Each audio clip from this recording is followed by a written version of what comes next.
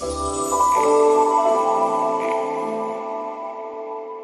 and welcome to Bread and Rosaries, the Christian Left podcast that is about to have the true crossover event of the century. I'm Ben Modlin-Hetherington. I'm joined by Adam Spears. Adam, in this Avengers-style crossover, which Marvel character are you going to be? I don't know anything about Marvel, I'm afraid.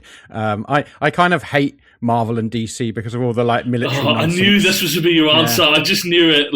Yeah, my partner really likes it, so we are always having that kind of back and forth where she's like, "Why don't you watch this with me?" I'm not going to do it. You're like, "I'm too left to have fun," like that. Exactly. Of course, what makes this the crossover event of the century is that we're joined by Matt Bernico and Dean Dettloff, hosts of the Magnificast and authors of the new book, Enough is Enough, Degrowth, Capitalism and Liberation Theology. Hello, both of you. Do you have a good pick for who you would be as the Marvel character in this Avengers crossover? Oof.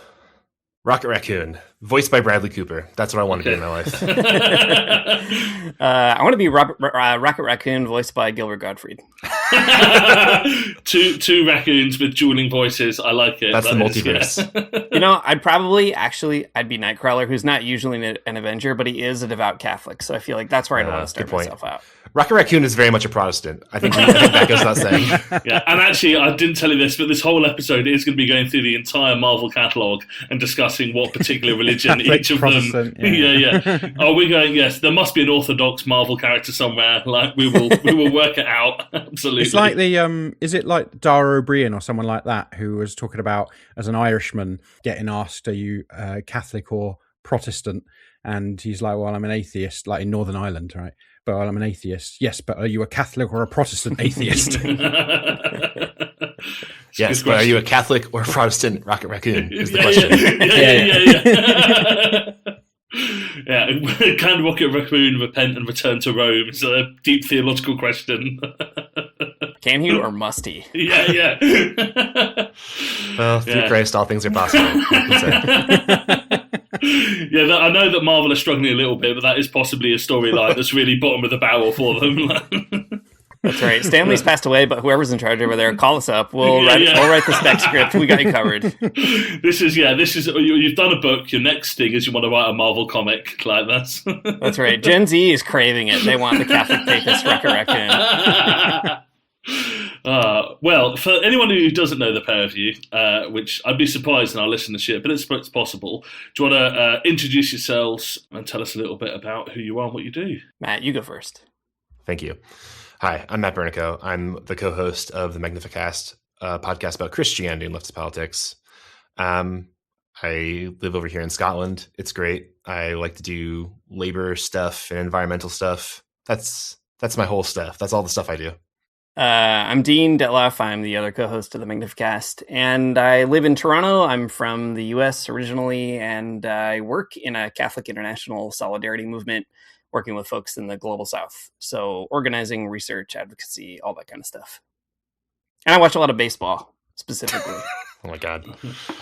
Well, that's an important question, Matt. I don't want to just bombard you with questions about now you're in the UK, but have you, where are you at with British sports? Have you adopted any, or are you still not? I like to, every now and again, walk up the street and watch the old men do bowling. That's pretty fun. Sick. Yes, love that. So beyond that, I'm not very clued into anything. I'm not a football person. I'm not a rugby person. I like the idea of both sports, but I can't appreciate them myself. Yeah, I have a long-standing campaign to try to get Matt to also like baseball, a sport that I discovered I liked literally months ago. But I feel like it's a really important thing to have Matt reconnect with his U.S. American roots. And I really feel like the key is going to be, Matt, I discovered, and this is also an open invitation for anybody who comes to Toronto, all folks on this podcast, on Tuesdays, if you go to a Toronto Blue Jays baseball game, you can get a hot dog there for $1, for one loony, as we call them. And I feel like, the baseball's there, but you can get a hot dog. Yeah. The flight cost might be slightly prohibitive, but once you're there... I think you underestimate how many hot dogs I'm going to eat then. Yeah. You will get the money's worth. That's the key. You want to come out a net positive. Yeah. I think, Matt, the most obnoxious response to this would be to get really into cricket. Just that's true. Oh, come. Heresy, remove this. Yeah. So you probably picked this up, but British sports have very specific political valences, and Of course. cricket. I have to admit, I'm occasionally partial to some cricket, but it is like Of course you are. the tough sport. Absolutely. I don't even know up where you are whether there is any real cricket. Yeah, I've not seen very much of it, so I'd be surprised. yeah. I mean, well, you're in Glasgow, aren't you? So, Yeah. there it's just literally Rangers and Celtic and nothing else matters. I don't know. We've got a pretty good hockey team that I've also not paid any attention to. So, Which, as in ice hockey? yeah, that's right. That's right. Nice. Yeah. Yeah. So, I think ice hockey is the sport that I always really, really wanted to get into and just can't because there's just sod all here, really. The team in Glasgow is called the Klansmen or the Clan, which is very funny. Yeah, I know, right? I know. Okay. I don't know about that. A pretty risky one. Translate well across the pond. No, The Glasgow racists. Yeah, rough. There's plenty of them, to be fair. Usually wearing a Rangers top, so Yeah, neither of us have a Scottish football team that we support, but we are coming down very hard on That's the. pretty presumptuous of you, Ben. I lived in Scotland for a while, and I feel like you're just assuming that I don't have a Scottish football team. You're in Edinburgh, right? So it's Hearts or Hibs. I was in Edinburgh and Fife for a while. But we're not here to talk about the weird politics of British sport, which is we have dipped our toes in, but as established before, I just don't think our listenership. I think they are soft boys and soft non-binary people and soft ladies as well. But I don't think we've got a lot of real meathead listeners. But we will find out. If they complain about me claiming that, then hello to our meathead listeners.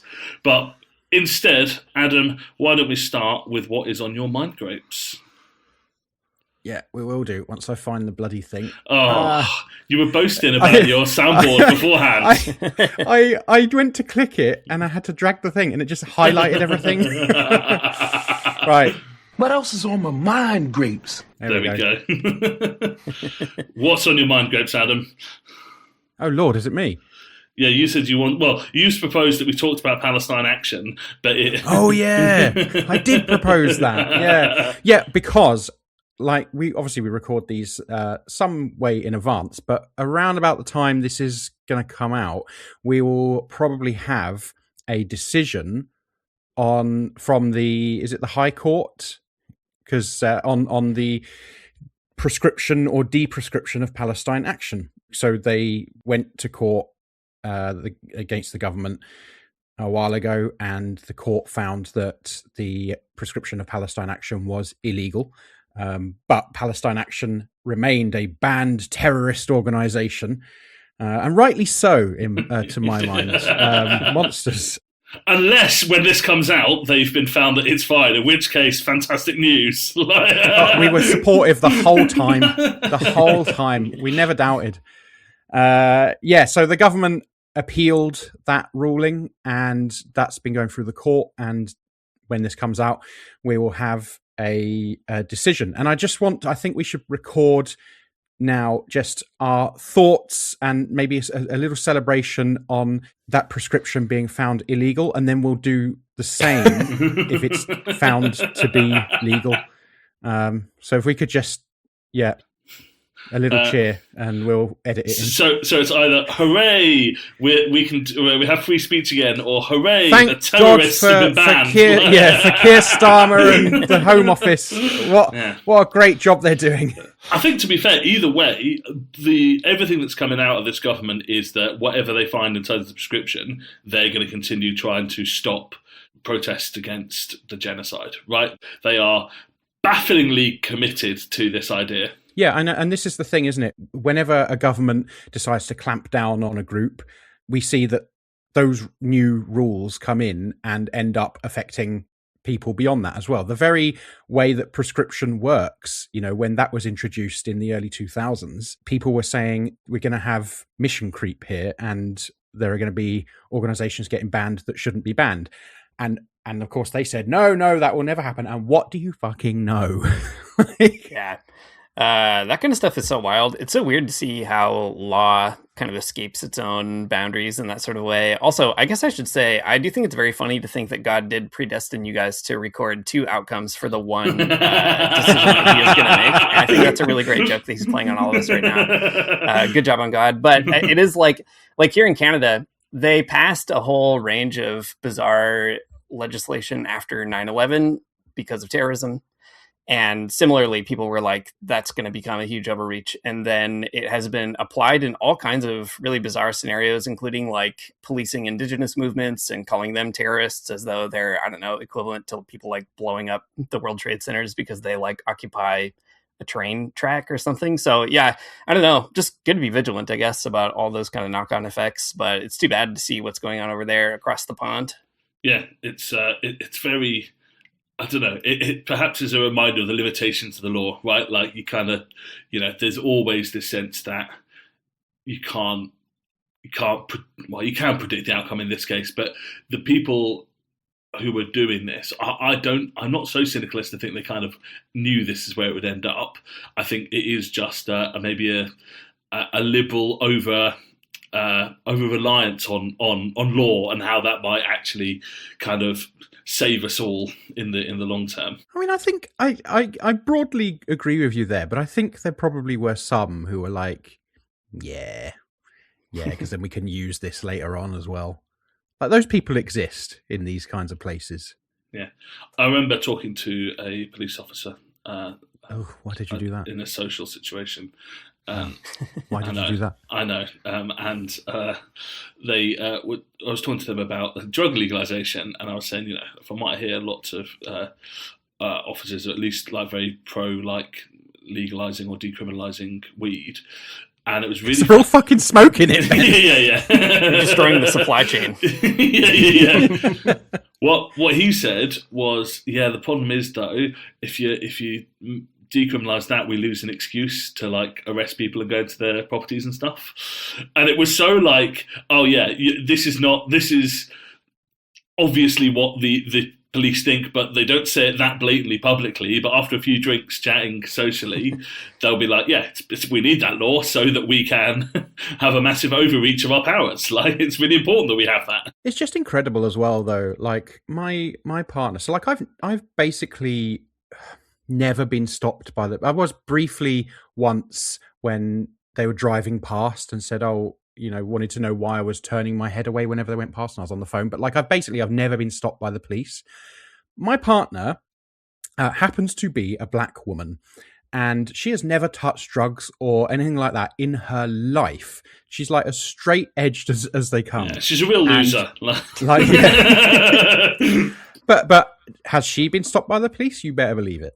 Like, because they apparently smelt cannabis, and like, obviously they didn't. They're just using that as an excuse because they profiled her, and that's it. Is weed not legal in the UK right now? It's not. No. Whoa. Well, what a backwards country. I know.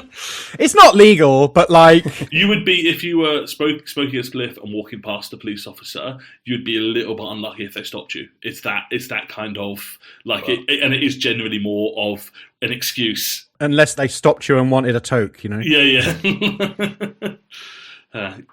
Well, shall we move on to the main reason that we are here today, and that is to hear from Matt and Dean about their very exciting new book.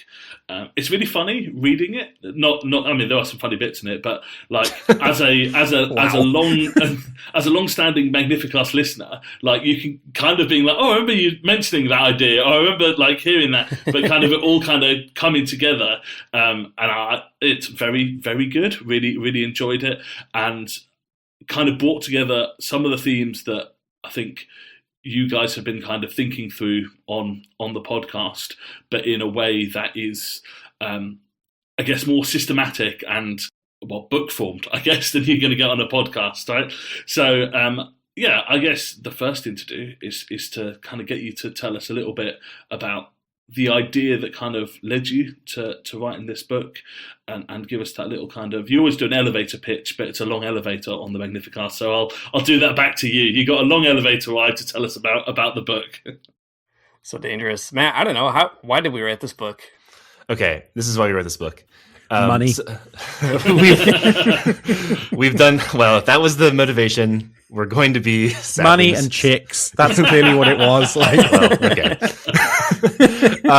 Somebody approached us from Fortress Press and asked us to write a book, and That's right. we came up with a really cool idea, a big book about political economy and like really in the weeds, I think, of political economy. And we gave them a pitch on this book, and they said, no, we don't want this. So then we made it more enticing by making it about climate change and liberation theology. The original pitch was that the book was really going to be focusing on the idea of like St. Francis as a precursor to ideas about degrowth, but we quickly kind of turned course and made it more about liberation theology than it is about St. Francis, though he does make an appearance in the book, so that's great. So the publishers were more excited about a book about climate change and degrowth than they were about political economy, but joke's on them, it's still a book about political economy, in like a really big way. So we still got to do what we wanted, but just in a slightly different way, and that's pretty great.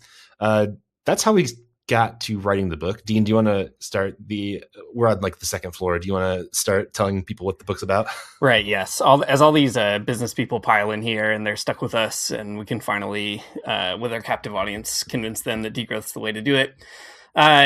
So the book is called Enough is Enough, Degrowth, Capitalism and Liberation Theology. And the title, we say in the introduction, kind of has three meanings. We really packed them into this one. So there's a sort of like political statement that enough is enough. We got to cut it out. That's enough. We're done with that stuff. So that's the first bit. The second is an economic meaning, which is to say that we actually already have enough when it comes to the ability to really create the conditions for people to thrive in our societies.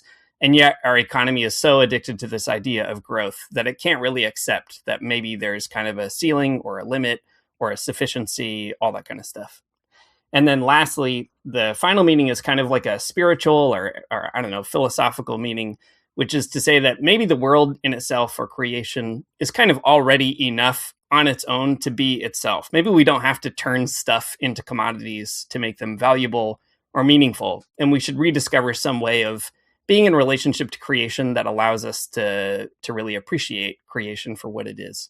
So that's kind of the title, I guess. And the pitch is to say degrowth, which is a kind of growing conversation about how to downscale our economies, is a discourse that's trying to sort of, critique capitalism, but bringing lots and lots of people on board. And we kind of make the pitch that Christianity, especially liberation theology, has really anticipated a lot of ideas there already that can kind of get us forward to this enough is enough sort of vibe. So that's the general pitch. And here we are at the third floor. More people are getting in. Nobody's getting out. They all want to hear the rest of the conversation about this book. But that's the basic contours. It's an incredibly long journey from the second to third floor there. I didn't build it. I don't know. I think a really good introduction to the ideas of it. I guess that third meaning was the one that kind of struck me a little bit, and I was kind of reflecting on, that liberal Christian or kind of slightly more radical end of Christian idea that you see a bit that is like, we all consume too much, like we need to get a kind of a hippie-ish tendency in short, which I think you do kind of very good at threading that needle of being like, well, there is something good there, there is something right there, but without the radical critique, without saying actually it's not just as simple as individually getting out of that trap, but recognizing that there's a systemic aspect to it. There's not a lot you can actually do, and I thought it was really good threading of that needle to talk about. It's not just as simple as us to say, well, I'm gonna go to the refill shop and only buy secondhand clothes, and these are things that I do, so I'm not having to go at anyone who does those things, but like there is a broader picture to this that I think it does quite a good job in kind of almost, if you're a Christian who is in that kind of space, actually taking that as a starting point to a more radical politics. Yeah, exactly. I mean, there's nothing wrong with thrifting your clothes and buying them secondhand. There's nothing wrong with like making sure your house has all of the, the right types of light bulbs in it, or you've got a solar panel on your roof. All that stuff is great. Like, don't get me wrong. We love it. We love it big time. But the bigger problem is exactly what you're identifying, right? That like the bigger problem is capitalism, because capitalism is a system that has to grow exponentially for it to keep working, right? For capitalism to maintain its like, functionality and serve the people who it serves, like, billionaires and politicians and so on, it has to keep growing necessarily. And that's that doesn't work because it can't grow. Capitalism can't grow exponentially. We live on a finite planet. At some point, it'll get too cramped for capitalism. It'll extract too much. It'll make our lives too miserable in the process. So, we can't just consume our way out of it in sort of a slightly different way. It has to be a total abolition of the system. I think is the key for us. Yeah, and I think Christians, like, we're good at kind of retreating into a pattern of life that is interesting and powerful and morally persuasive. Like, I do think especially progressive Christians can provide a kind of witness, and that's good. People should do it.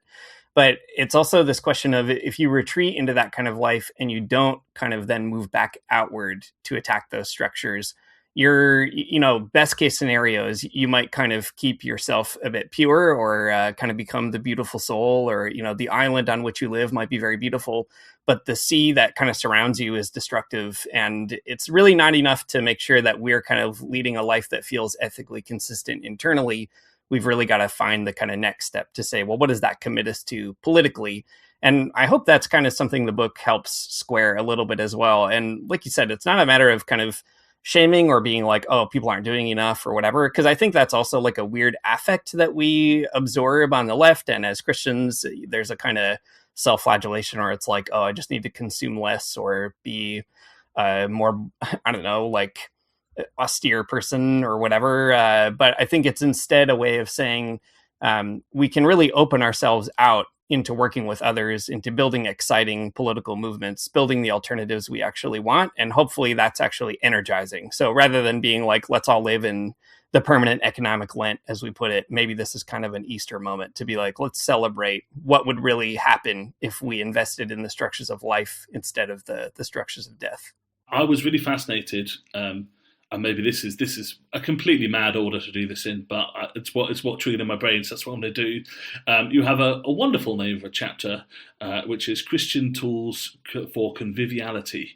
And I first of all, what a lovely phrase! I genuinely delighted me just to read that in the content page. But yeah, actually talking about how there are Christian tools that enable us to kind of live together in better ways, and I think it really struck me because I think I have certainly seen and heard a lot of arguments, even from like in the UK, like there are conservative evangelical congregations that are quite concerned by climate change and will say like we've got to love God's creation and we should therefore do something about climate change. But to say actually there are tools for a better way of living in response to climate change from a left perspective is what a kind of approach to that I hadn't come across before, and I thought was really, I guess really helpful way of thinking through what value the Christian tradition might have in dealing with some of these problems. Yeah, I think, as you put it, like we're kind of playing the hits in this one from the podcast. I mean, that's like a constant sort of refrain that Matt and I are always talking about and wrestling with is what do you do with Christianity? And it seems so responsible for so many bad things in the world, and yet it has all these other resources in it, all these other precedents. It's kind of a complicated internal argument with itself. And I think it's exciting to look back in the Christian tradition and say, well, what are those tools, those people, those ideas, et cetera, that could really fund an alternative if we were kind of, courageous enough to wade into the moral ambiguity of the Christian legacy and all the rest of it. And I think, too, Ivan Illich is the guy who came up with this title, Tools for Conviviality. And his point was that what we really need are not a kind of approach that says all technology is bad, but instead an assumption that maybe we could build technology that brings us together rather than alienates us from each other. And we thought, well, there are so many interesting analogies with Christianity when you think of it from that kind of perspective, that Christian ideas and concepts have alienated us from each other and from the planet. And yet, could we kind of retool them or find some other tools? So yeah, we try to give a few examples in there of some of those tools or things we could take on board. But I hope people kind of figure that out too, that there's lots of stuff that we never even anticipated or found in the book. Lots of other tools that we need to discover to build out the toolbox. Yeah, it's really interesting to think through some of those tools. I mean, as a Christian person who's like always kind of engaged with left-wing politics, I've always been looking to, like the ways that like, my Christian ideas feed into like sort of like left-wing political structures or, ways of organizing and so on. But I think what we found in this book and that we've tried to bring out quite a bit is that there's actually a lot of Christian ideas that are pretty helpful for, people on the left, people in general, to live and organize their communities around. Like, for example, debt is a huge problem within capitalism. So we spent some time in this chapter talking about the Jubilee and like, what are the limitations of that as it works out in the Bible? What are the benefits as it works out in the Bible? How can we use that as an idea to organize our communities and like think about economics in this kind of different way? Also, man, we spent a lot of time, reading people and then like not really including them in the chapter, which is fine. But we did also spend a lot of time kind of mining the depths of like kind of like interesting bits of like Marxist thought that maybe people don't pick up on very often. So for example, in this bit, we have some ideas from Rosa Luxemburg and Karl Kautsky, two Marxist thinkers who are quite interesting people. I mean, I guess depending on where you situate yourself on the left, maybe you have a beef with them. That's fine, not my problem. But in both their cases, they will be taking sort of their like lens of socialist politics and philosophy and looking at the history of Christianity and thinking about the church in Acts and how that's a type of like proto-socialist society that's not quite not quite in line with what they had in mind in terms of like production and consumption, but quite interesting nonetheless. So I guess what I'm trying to say is that there are lots of ideas within the history of Christianity that I think are actually still quite useful for thinking about how we might want to organize our societies better in light of climate catastrophe after climate catastrophe. Yeah, absolutely. And I think it's really, it must be really frustrating for like sometimes to be like mining some stuff and then being like, actually, this is not gonna make it into the book. There are some big files hanging around on our shared drives full of bizarre paragraphs about, I don't know, Thomas Müntzer or whatever's going on in there. I read like an 800-page book about Thomas Müntzer, and then I wrote a lot about it, and then it's not in the book. We both read more than one book about whales, and yes, I heard. Thankfully, about whales do appear at the end of the book, and that's great. But we have a lot of knowledge about whales that is looking for a place to land. So we'll see. Maybe someday. I was going to ask this at the end, but I'll give it to you now. What is a bit of the book? You can answer separately. What is a bit of the book that you had to cut that you really you kind of missed, or it hurt the most to cut? I guess. What did you wish you'd include that you lost in the process?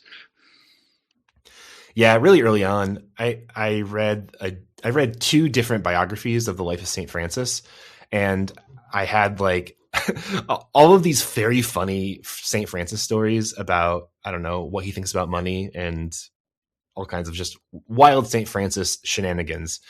And for a while they were in there, and then we had to cut them, and we took the book in a drastically different direction, which is great. I think that it was the right choice, but all of our great St. Francis stories are never going to see the light of day, unfortunately. And there are a lot of them as well. Like the St. Francis stories are insane.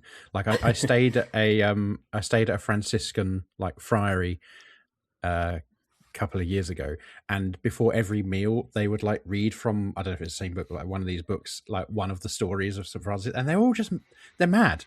They're just completely mad, like throwing money at, like, being angry because someone's touched money, or like, it's just, I love it. Yeah, that one exactly is my favorite, where one of St. Francis's guys, his bros, they do pick up money that was left on the altar. And then St. Francis gets really, really mad and makes him put the money in a pile of poop on the floor, because that's what money is.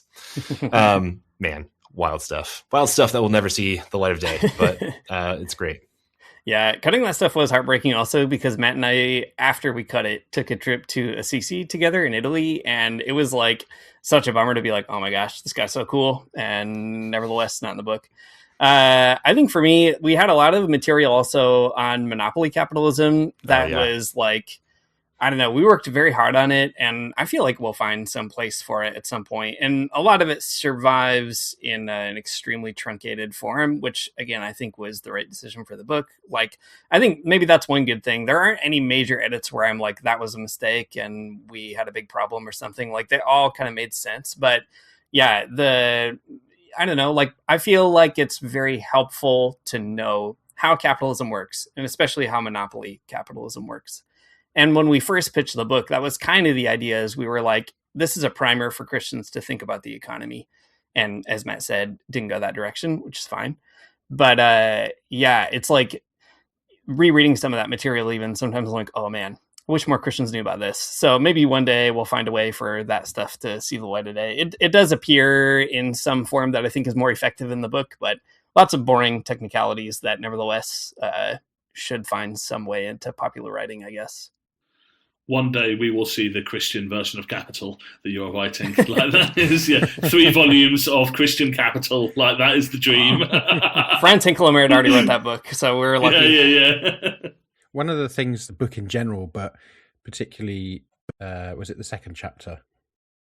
No, I'm being stupid. The 5th chapter got me thinking about, and we spoke about this with William Gibson recently as well, was this whole idea about how, you know, a lot of Christians in the global south, perhaps a substantial majority even of Christians in the global south, like, a lot of this stuff is just like, yeah, of course, you know, and particularly with relation to the stuff that is, you know, kind of has a biblical basis for it as well. And so much of this seems to be, you're trying to kind of reveal something to global North Christians who just can't, because of their kind of position socially and economically. It's a lot harder for them to kind of access that stuff. Yeah, big time. I mean, I think a lot of what we did in this book, and what we do on our podcast as well, is you know, read theologians from the global South, and read about social movements from the global South, and try to figure out, you know, like, what does it mean to like listen to liberation theology, or like think about liberation theology as people who are in the global North, people who are, you know, in drastically different sort of political economic circumstances. Yeah. So anyways, bringing that to light, I think, is always part of our mission. Something that I think we're probably pretty good at this point. So I think it's great if people get to read about, Franz Hinklemer or Leonardo Boff or Hugo Assmann or whoever, you know, writing from the perspective of the global South. I think it's a net positive always to hear those sort of different perspectives.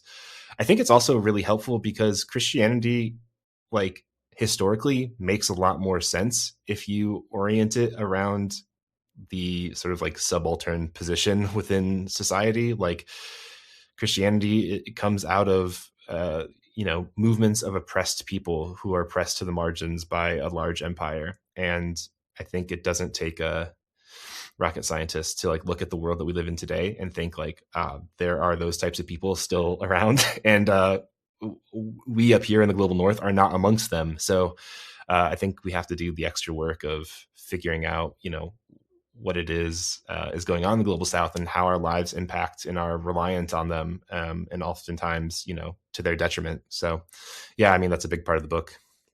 Yeah, I mean, it was funny as we were reading it, I think like literally a month before we submitted the final manuscript, the bishops of the global South, the Catholic bishops, wrote this big statement that we opened the book with. It's right in the beginning. And in it, they explicitly call for degrowth. So it was a statement ahead of COP30, the big UN environment conference. And like, I was reading it for my job and being like, oh my gosh, this is crazy. Stop the presses. It's very good timing for you, isn't it? Yeah, exactly.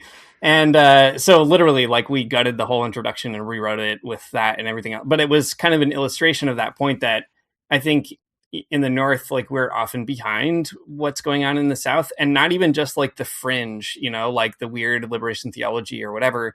Like, these are the Catholic bishops' conferences of Asia, Latin America, and Africa. Like, the majority of Catholics in the world are under the authority of these particular people.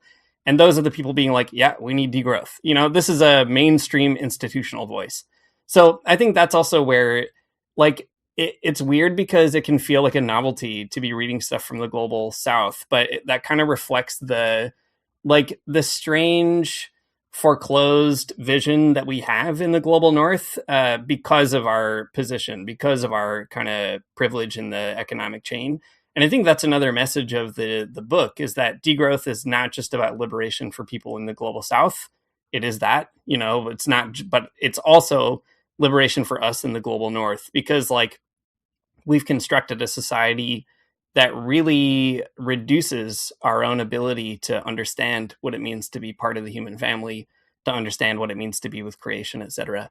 One other kind of wrinkle, I guess, is whenever you talk about North-South stuff, you always also run into the problem of, well, there are poor people in the global North, there are rich people in the global South, and that's very true.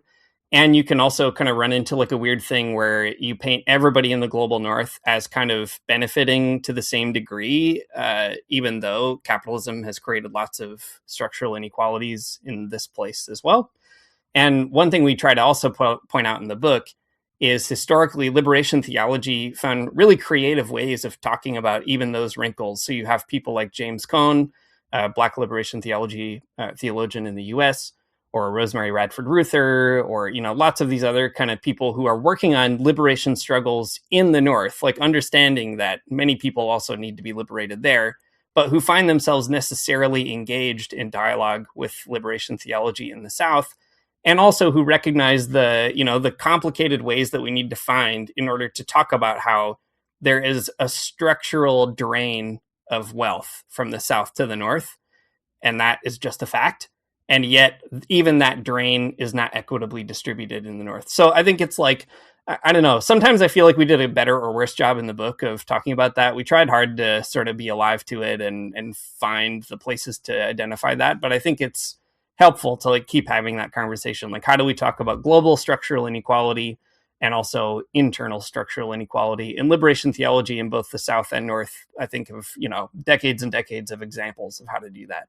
I think that's like especially important at the moment as well, because, we're seeing the results of things like austerity and what that's doing to our politics here in, well, certainly in the UK and in the US as well, but or generally in the global North, where, the people, and obviously I don't want to kind of just reduce this down to, poor people go fascist and rich people are enlightened and because that's not what it is. Fascism is a top down ideology, but the fact remains that when we see inequality, we see a growth in the far right, and so I think this kind of way of thinking about it is especially important at the moment as we are seeing that growth in the far right. Yeah, I agree. I mean, I think it's the second chapter, I guess, whenever we start talking about capitalism, part of our strategy, rhetorical strategy in that chapter was to start with an anecdote about the Biden economy,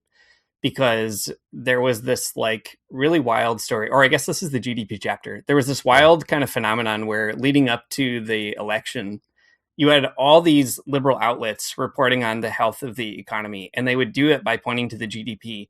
So they'd say things like, under Joe Biden, the GDP in the US grew by like 12.6%. And so what an exciting thing. And therefore, we should like kind of put away these stories or anxieties about the economy that are kind of red herrings in the media, et cetera. And I mean, there is some truth to that, like that, whatever, like the right manipulates a story, and it's not as though the right is going to come in here and fix the economy. Like, that obviously is very foolish. But the thing that liberals kind of don't understand is, at the same time, under Biden, the cost of living skyrocketed in the United States, groceries, housing, rents, etc. And the fact of the matter is, like, if you have all these liberals telling you the economy is doing great and you're like getting evicted or you can't afford your groceries, like, I don't know, why would you ever identify with those people? So I do think too, the kind of degrowth economic paradigm is a way of, I hope, kind of giving people an even broader understanding of like, what does it mean to think politically, and in the US, especially with the kind of two-party system, obviously it means more than Republicans and Democrats, but even more broadly, like in the liberal North, it means getting beyond that kind of liberal story that if we just get back to stable growth, we'll be able to weather all the bizarre, maneuvering of Donald Trump, or like we'll grow our way out of climate change or whatever. And we really need like a deeper story about solidarity. Yeah, definitely. I mean, I think something that the book does is kind of unpacks that whole narrative around the GDP, the gross domestic product. And it explains, how it's calculated, what it does, what it means, all of it. And, where we get to the end of the day is that the GDP doesn't mean a whole lot for like, your grocery bills or your energy bills or whatever. It has to do with, really large scale perspectives and situations within the, the global or national economy. And yeah, it just doesn't say anything about well-being, right? It doesn't say anything about how good your life is, or how dependent your life is on, the work of somebody else. It just doesn't tell you anything that's really that important. But I mean, the media spins about it every single day. I mean, even here in the UK, we constantly are hearing about from the Labour government, from any government, how we're just on the precipice always of more economic growth. We can get there, but that economic growth doesn't mean anything for normal people, for working class people. It means like basically nothing. maybe it means stability in your job, and maybe it might mean that you like won't get laid off, but that's even, not a surefire thing either. Just very frustrating, but a helpful thing that we talk about in the book that I think, is important to get a grip on. So Johnny couldn't be here with us today. They're still feeling quite ill, but they did send some stuff over. So I'm going to pitch you some of Johnny's thoughts now. I wanted to credit them because there's actual thinking going on here rather than us just shooting off the hip. But Johnny said he was thinking a little bit about Hegel's idea of the pure soul, which is the sort of thing that Johnny does like to think about. But I don't know much about it, but Johnny was saying that the idea is the pure soul is not involved, it's kind of distant. It doesn't dirty itself with mortality, sin, all that sort of stuff. But ultimately, Hegel doesn't think that the pure soul is a good thing. The pure soul can't bring about change. It can't change because to change is to dirty yourself.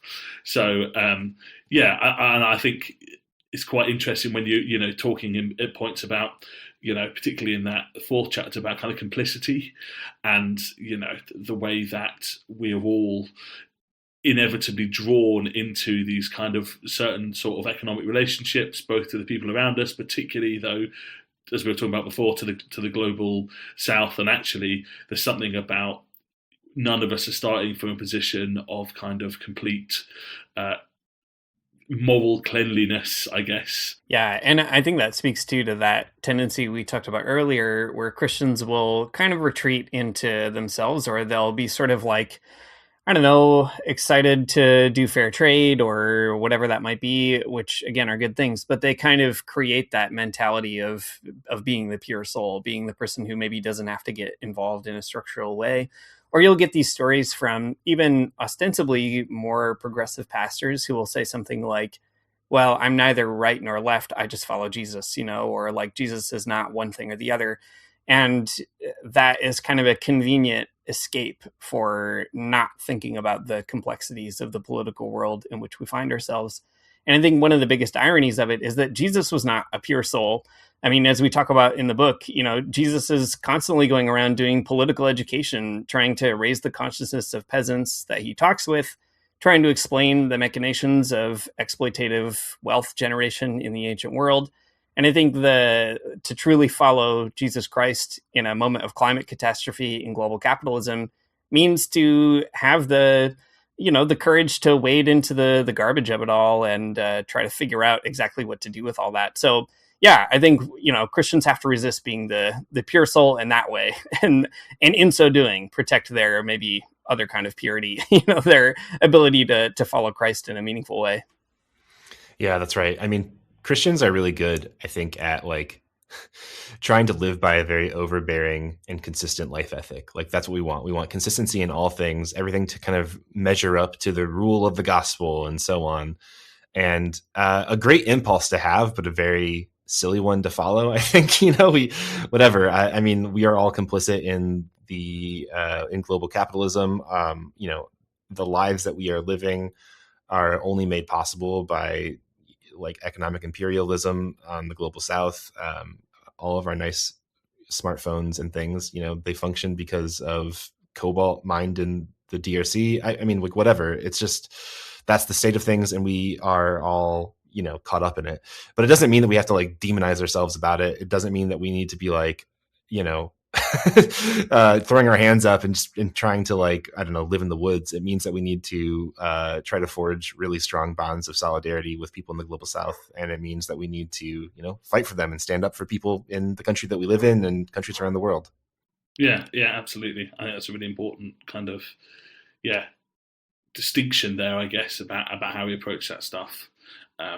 Johnny was also kind of relatedly talking about Audre Lorde's idea of the master's tool will never dismantle the master's house, and kind of talking a little bit about how, I guess, degrowth is almost like a new tool, right? Like it's and I think that is why it's possibly so. People have quite a reaction sometimes to degrowth. You kind of address this a bit in the book, being like, well, I don't want less stuff. I don't want, you know, a worse life. Like, but that actually we need to do something new because, you know, green capitalism isn't going to get us anywhere. We need new tools. Yeah, I think that's right. I mean, degrowth is powerful because it does give us that type of tool to think through how would we pare down consumption production so much that we could, you know, still live lives of very high well-being, very high, you know, comfortability, but have less. And I think it's a really important thing. It's an important tool to use because if we don't think about it, if we don't use the tool of degrowth, climate catastrophe continues. Like outrageous trends of production and consumption continue. Global like poverty continues to ramp up as well, and we'll be in a situation where you know, different types of economic downturns will be forced upon us, so that the lives of the wealthy can continue to be propped up. So I guess what's important to me about degrowth is that we are seeing where we're seeing, like, you know, what we need to do economically and with regard to the climate, and it's a tool that can help us think through like what steps we need to take in terms of policy and politics and economics before it's like too late, before somebody else forces, like, you know, all types of austerity on us to fund yet another yacht or something at the end of the world. Yeah, and I think the other piece of it is to say, like, actually, what if you do want less stuff? And if you think about it for 2 minutes, you definitely do. If you've ever had to move your apartment, you do not want more stuff. You're tired of the stuff. You've got stuff in your closet. You've got stuff in your basement. You're never going to look at that stuff ever again.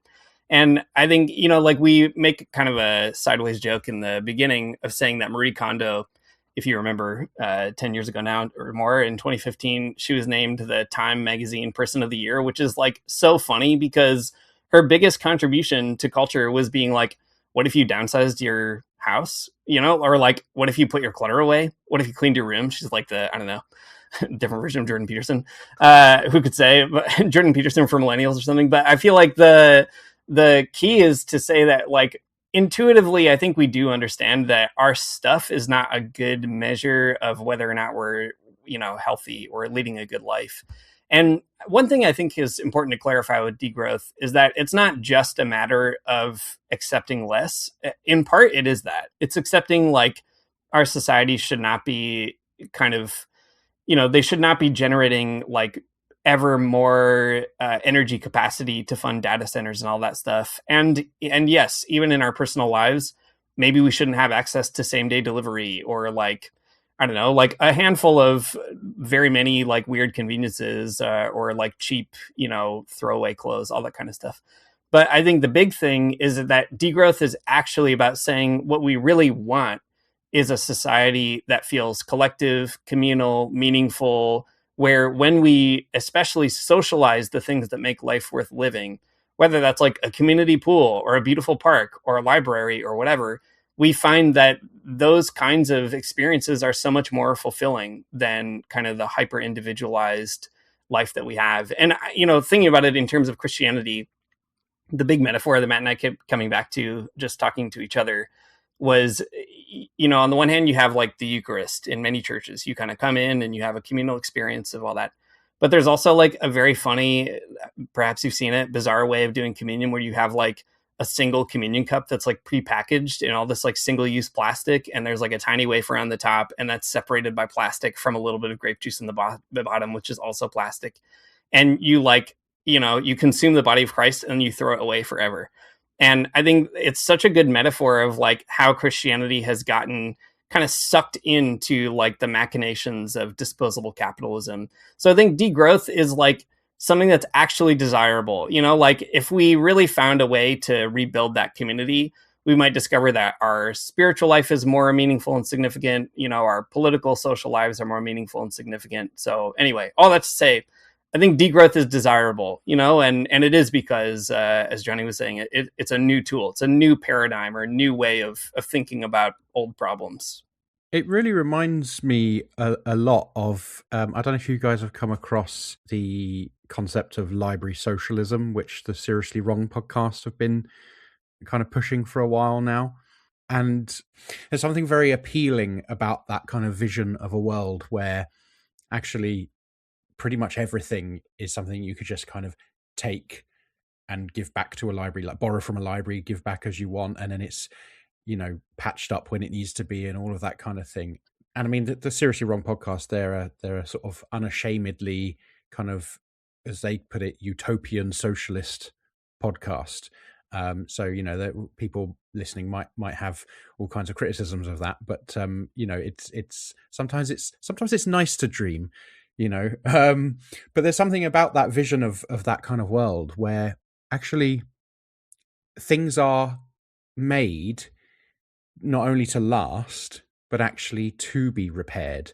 And so much of the shit that we have lying around, that's exactly what it is. It's complete shit, because it's not designed to actually work, to actually last, to actually serve a kind of human purpose. No, I agree. I feel like people will often be like, people will never accept degrowth because they don't want to have less. And it's like, you cannot convince me that what people really want is like a refrigerator that doesn't work in 5 years. You cannot convince me that people love replacing their cell phones when a new model comes out, or they love when their like favorite sweater goes in the wash and it pills the next day. Like, people do not want this, actually, the stuff that we have that is necessary for growth, like a totally disposable society.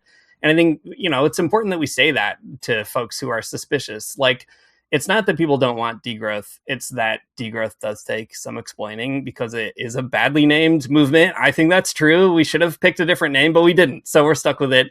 And I think that means, it's important to like take the time to explain that it is actually the thing that we do want if we are kind of, patient enough to talk about it honestly.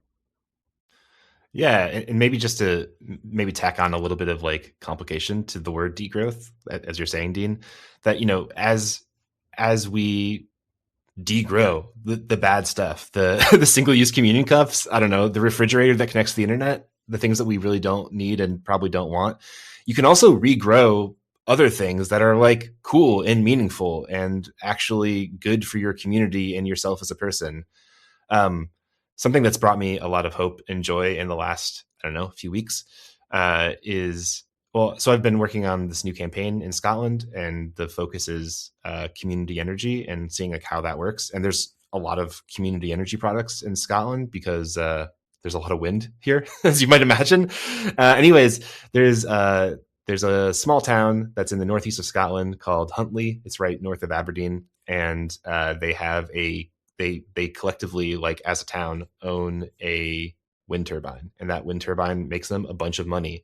And with that money, they've opened up a new cafe and like a cinema in town. And like those, and like, whatever, those two things are cool.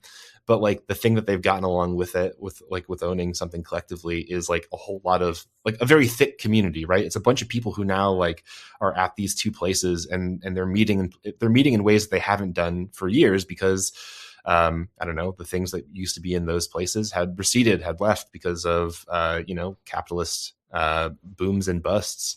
And I think that kind of stuff is so cool that, there are other answers to the things that capitalism gives us that are actually better than what capitalism gives us.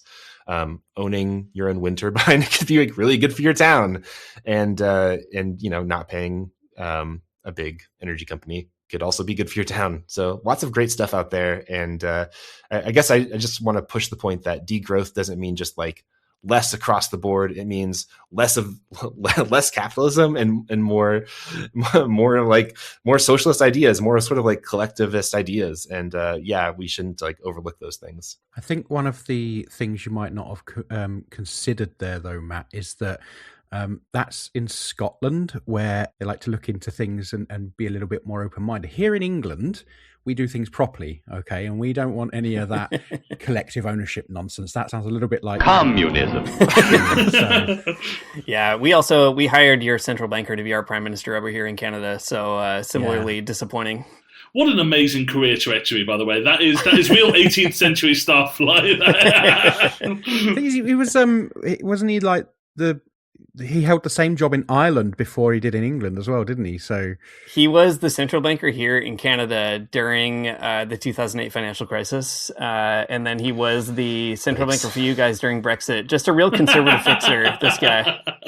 It really annoys me as well, because like this, I see like some of my liberal Canadian friends just really loving everything he's saying about Trump and stuff. And it's like, tell me about it. It's so frustrating. It just reminds me a lot of how people spoke about and continue to speak about Barack Obama, where like basically as long as you've got enough charisma, like the progressives will like, or the maybe not the progressives, but certainly the liberals will let you just get away with anything.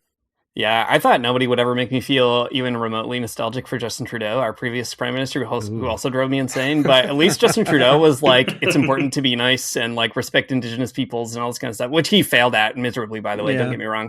But the facade of progressivism at least was present. Now it's just like pure and total neoliberalism, as though Canada is finally back in the 1980s. So anyway.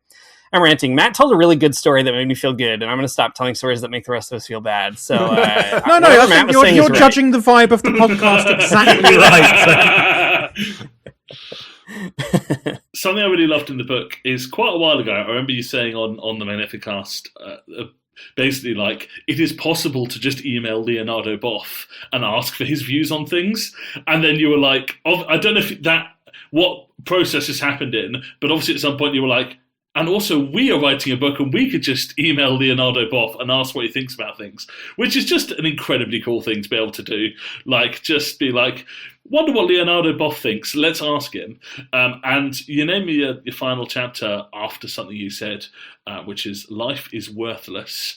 And I thought that's such a great little aphorism, and also like it's interesting because he doesn't necessarily talk in explicitly Marxist terms about it, but it felt like a very kind of someone getting to that use value, exchange value distinction quite pithily. Tell us about Leonardo Boff and tell us about why life is worthless. Yeah, Leonardo Boff, I got his email years ago through a variety of means I will not disclose in this podcast, but I do have his email. And previously I had interviewed him for G's magazine, RIP, it no longer exists. It was a great progressive Christian magazine in the US. And he was super generous with his time and really like eager to share. And I think happy to hear that people in the North wanted to know what he thought. And, it used to be the case that like, if Leonardo Boff said something, it would be like in the news, like not just Catholic news, it would be in like secular news. Like there was kind of a moment when theology had a public role to play and Boff was a kind of media star. And I think that has faded for many reasons, especially the kind of rightward drift of the world. So I think, Boff was really like interested to know that we were interested to hear what he thought about some people in the global North writing about degrowth. And he was similarly, as with the G's interview, just really eager to share and gave us his thoughts super quickly. And I mean, they're very rich. Like, I think that he does a really good job of, I think, saying something quite incisive, but really just like turning your whole way of looking at something around, even if you already agree. And that life is worthless comment was the perfect one. In the context of the interview, it came also in the same moment where the chapter begins, where we were telling him the story about how at the IMF, they calculated the value, the monetary value of a whale. And that's why we should save the whales, an extremely bizarre thing that only an economist could ever dream up. And we said, well, I don't know, what do you think about that, Leonardo Boff? Just like point blank, that effort. And that was that's like the very first reply is life is worthless. Like, come on, don't do this stuff, So I think it's like, it was really nice for us to get a chance to rediscover like the prophetic witness that he has. And also to like remind people that like liberation theology is not dead or old or inactive. But, there's like a guy down there in Brazil still thinking about all this stuff and happy to share. And it's up to us to actually rebuild the tissue of connections that have been lost. Yeah, I don't know, Matt, what do you think, chatting with Boff? Yeah, I mean, it's cool. You're the keeper of the email, not me. So that's great. But if I can, I'll just read what Boff wrote from our book, if that's cool. So like Dean said, the context here is that we were kind of asking about this weird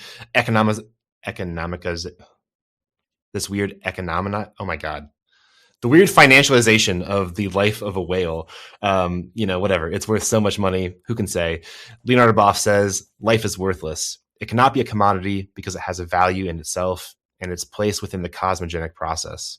Every being, says the Earth Charter and Laudato Si, has a value in itself regardless of the use of human beings can make of it. The whale, like other living beings, has the right to live and to have the conditions for its survival be safeguarded.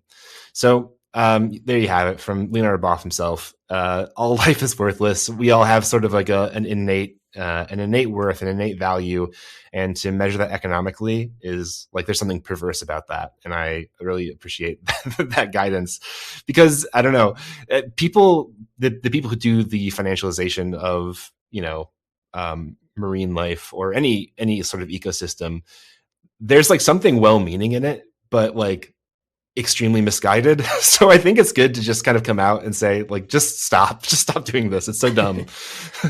We can't do this.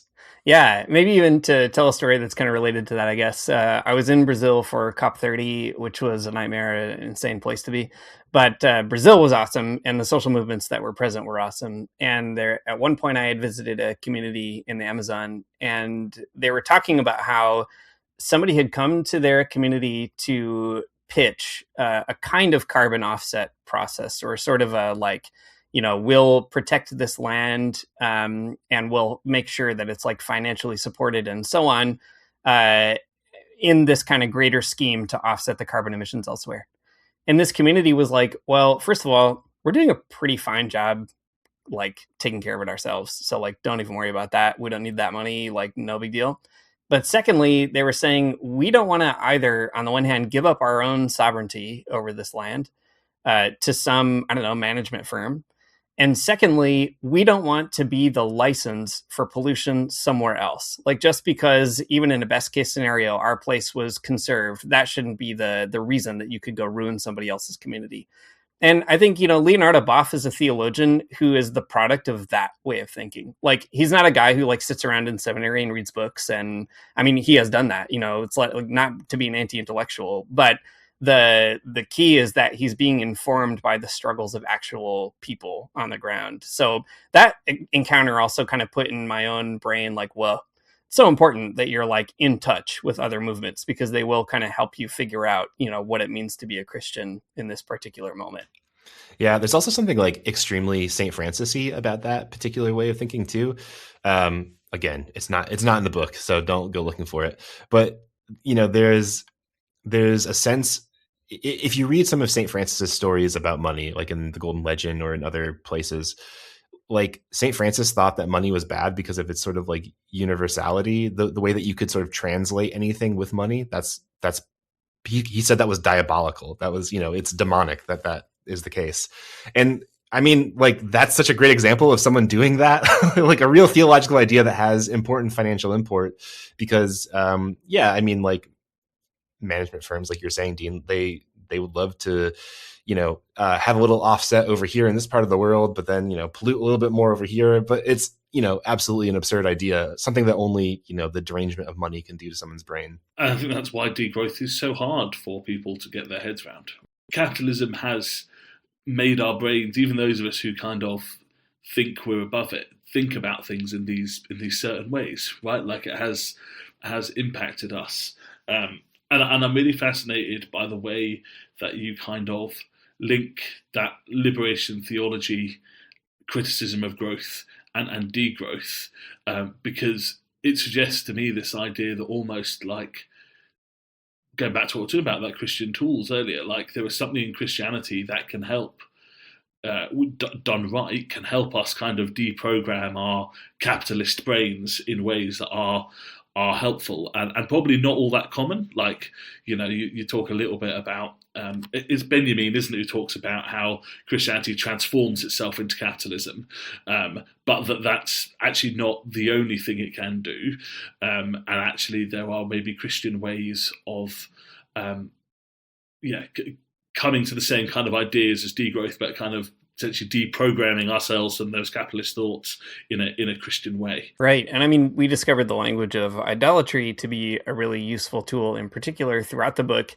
And something that was really fun for us too was, you're reading all these liberation theologians use idolatry to do social analysis. So they're kind of like informed by theology, but sort of pulling it out of theology to say something more about the economy. And I think it showed that like Christianity doesn't have to just also be like an add-on. Like you read all the political economy and then you figure out how to say something about the Bible. And then that's your Christian perspective. So it's like ornamentation. Instead, it's like there's something in the idea of idolatry that can help kind of illuminate the unique ways that things like the GDP or the idea of growth kind of function in our lives. Like these are things that we create, and then we give over our own subjectivity to those things. And we kind of pretend that they have a life or power of their own, all the while we're the ones kind of supplying that power, but we kind of forget that on purpose. And we were also surprised when we started pulling on that thread to find the language of idolatry in so many other places that are not theological. So it shows up in Karl Marx. It shows up in certain degrowth authors. Serge Latouche, who doesn't have a lot of time for theologians, does have a lot of time for idolatry language. Eric Fromm, all these other kind of left-wing analysts sort of saw something in idolatry that's naming a phenomenon that is like ideology, but not exactly ideology. It's a bit more profound, or a bit more, it strikes at the depth of our being a bit harder than ideology. So, I think that's also the big call for the rest of us Christians is like, if Christianity could turn itself into capitalism, then what would it take for Christianity to turn itself into something else, into socialism, to some other way of being? And there are lots of tools. And I hope the book just gives like some prompts, like some examples of how to start that process that is nevertheless like, kind of a lifelong project for those who want to take it on. Yeah. And I suppose for me, there's something about Christianity being a kind of project of transformation, right, for good and for ill at times. And you talk a bit about the life of the monastery, and I feel like I should try doing a monastic retreat sometime, only because it sounds like my idea of hell, and it'd probably be really good for me to like do that. But yeah, actually, that idea of talking to people who have done either a retreat or are kind of in monastic life more generally, about actually it's not something where you just start doing it and you're immediately like, oh, this is great, I'm in it. But actually there's a kind of a process of transformation that happens.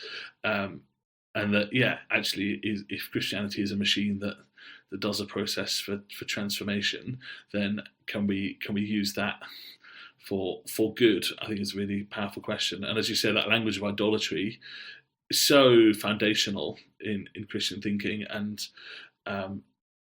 I've heard many preachers about idolatry, but I don't think I've ever heard anyone suggest that GDP is idolatry. But it's probably the most compelling version of idolatry I've heard. Right? It is, absolutely a helpful tool for that. Yeah, definitely. Over on the Magnificast, we've been spending the last I guess our 2026 plan has been to learn a lot about the Book of Revelation, which is scary prospect. But we've just been reading a book called Apocalypse, the People's Commentary on the Book of Revelation by Pablo Richard. And Richard is like, as far as like liberation theologians go, he is like the guy who thinks about idolatry a lot.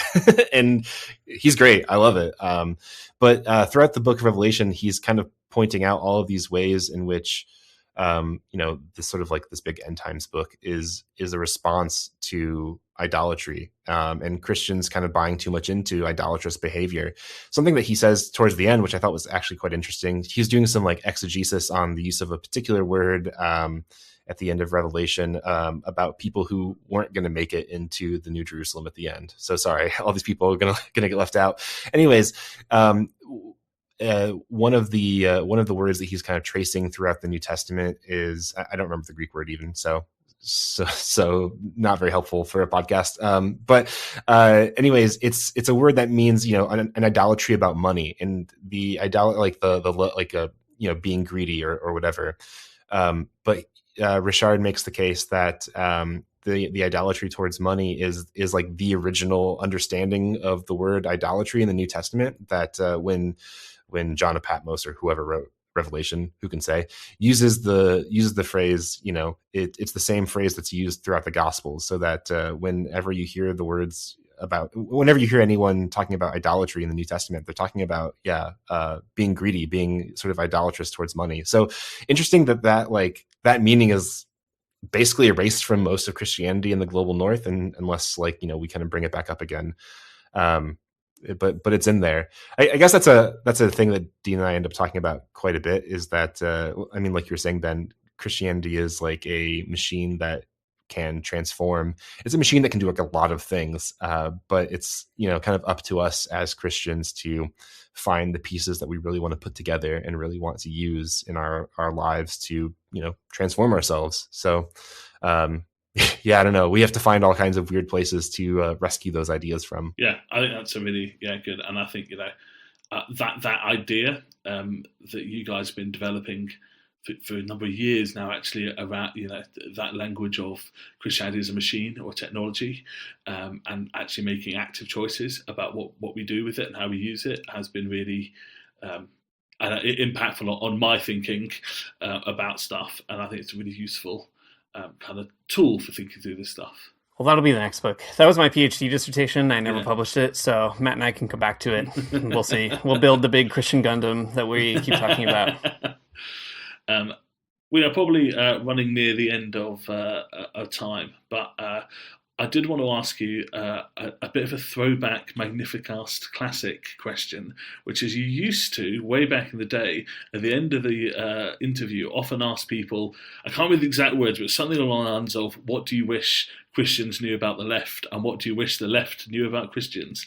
And so I thought, I know you haven't done it in years now, probably. But I always thought it was a great question, and therefore I'm going to throw it back at you to see. You've asked so many people this, go back in time. So back at you guys. What do you wish Christianity knew about the left, and the left knew about Christianity? Wow, what a great question. That's also revealing how unfair it was for us to just drop that on every person who's given our podcast for a few years.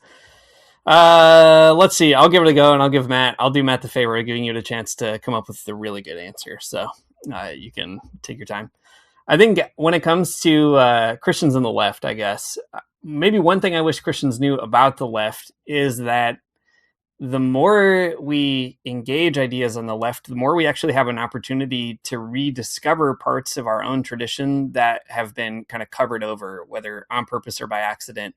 And this critique of growth is one of them. As soon as you start figuring out how Christianity has led to a growth-oriented economy, you can also then start being like, oh, dang, well, what else is back there? Like, what other ideas are subverting that? So I think encountering the left actually lets us encounter ourselves or our own tradition more deeply.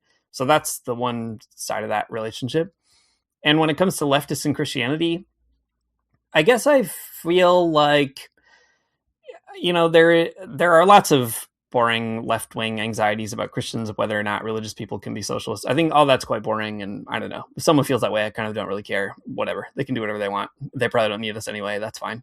But I do wish that people on the left maybe understood the kind of like organizing capacity of Christian people.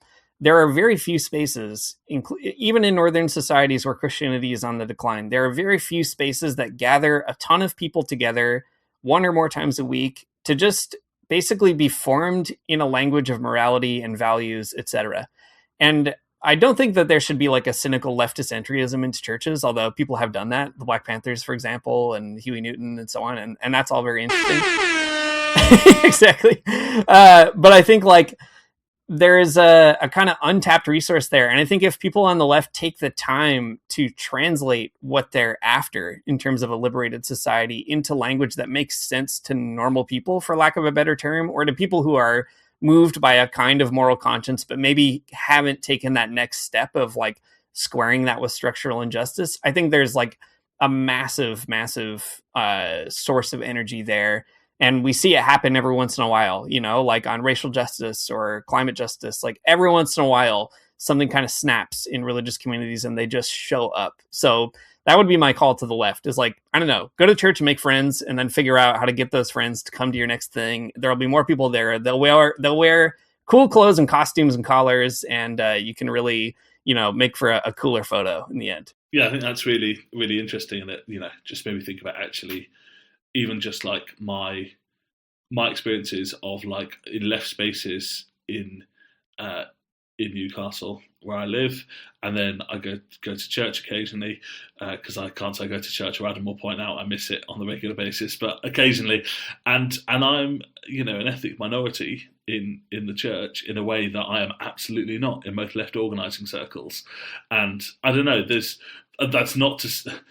I don't want to have a simplistic response to that, right? There's reasons, all the rest of it, but like, what is there to be learnt from that is probably a really helpful question, and what is there to gain from that? All right, Matt, you've had loads of time to think. You're going to have a great answer now. No, this is not fair. Dean took my answer. I was going to say the same thing that he did, but I was going to say it even better. No, I never would do that. I like what Dean said. I think that there's just like, I don't know. I guess it depends on exactly like which type of Christian I'm talking to, which group of Christians I'm bringing this up to. But I would just want them to know that there are people out there on the left who I think, you know, care about justice just as much as they do. And that they have, you know, that there's a whole sort of like left-wing group of people out there who are trying to organize and win justice. And taking a step outside your church is a great idea. And going to see what's going on at the protest is a great idea. I think that's all really good stuff. Please, Christians, show up to left-wing things. Yeah, I guess, and then maybe in a similar vein to what Dean is saying, I want the left to know that there's like loads of organization that goes into Christianity, and it could be tapped into in a not cynical but completely authentic way. The most political thing I've ever been a part of is the church vestry. It's like super tense all the time when you're trying to like, I don't know, get everyone on the same page about what you should be doing about really mundane things, let alone sort of like more radical things. So I think that, I don't know, even though the church is sort of waning in cultural cachet in the global north, do not discount the old ladies on the vestry and what they are willing to do if you press them. I think that there's a lot of energy there for people on the left to still organize with. So I work as a community worker for a church, and the energy of some of the old ladies in the church, I'm like, it puts me to shame, you know, like genuinely, each week I'm like, how are you doing this as well as this, as well as this, as well as this, and not being paid for it? Yeah, I think it's like, I don't know, there is like a really awful type of machismo on the left where, you know, like the ideal leftist is like Che Guevara or something. But especially when I was doing lots of like union organizing in the US, it was always the grandmas showing up to strikes. It was always the grandmas talking to everybody and making sure they're going to walk out at the same time. Like women, especially older women, they have boundless energy and tenacity to get stuff done. So do not discount them. Yeah, I agree. I also, in my job in the past, I used to be an organizer with this Catholic movement. And the primary constituency was old Catholic retirees and particular women.